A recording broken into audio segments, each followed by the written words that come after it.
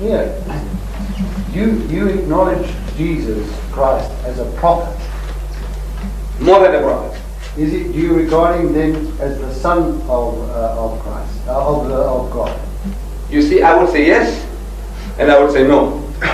See, yes, metaphorically, in the sense in which God speaks about his righteous servants in the Holy Bible, whom he describes as the sons of God. Because according to that, God has got sons by the tons in the Bible, in your Bible. He's got them by the tons. But when you ask an ordinary Christian, a layman, how many sons has God got? It's one. The only son is the only son.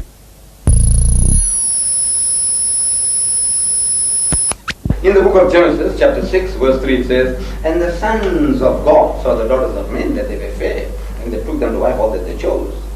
And when the sons of God," in Afrikaans, seuns van God, "and when the sons of God came in and were the daughters of men, and bore children to them, they became great men of old, men of renown." In the book of Exodus, God says, "Israel is my son, even my firstborn." In the book of Jeremiah, it says, "Ephraim is my son, even my firstborn." In the book of Psalms, God speaks to David, and he says, "I will declare a decree unto thee, that thou art my son. This day have I begotten thee." In the New Testament, we are told, "As many as are led by the Spirit of God are the sons of God." In other words, anybody, everybody, every Tom, Dick and Harry, if you follow the will and plan of God, you are a godly person. In the language of the Jew, you are a son of God. It's a metaphorical statement. Everybody who follows, like Jesus told the Jews, he said, "You are of your father the devil." Now, did they have those sharp ears of horns or filled with barbed hooks? But were they less handsome than his own disciples or himself? No. What did he mean? He said, "You are of your father the devil." Meaning that if you do not hearken unto the word of God which I am giving to you, you are hearkening to the suggestions of the devil, then you are devilish. In the language of the Jew, your father is the devil. If you are a godly person, in the language of the Jew, your father is God. He said, in that sense, I say Jesus was preeminently the Son of God, because he would be more faithful to God than any of us can ever be. From that point of view, we say Jesus is the Son of God. But we Muslims, we take exception to the Christian. When he says that Jesus is the only begotten Son, begotten, not made. This is what he says in his catechism.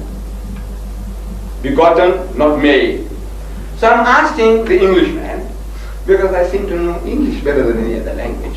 So naturally, I have more dialogue with English-speaking people than with anybody else.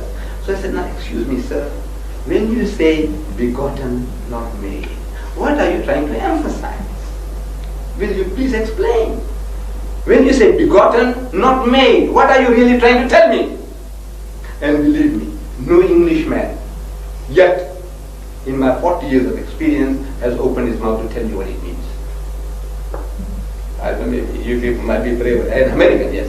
I met an American, of course he speaks English. He said it means sired by God. So what?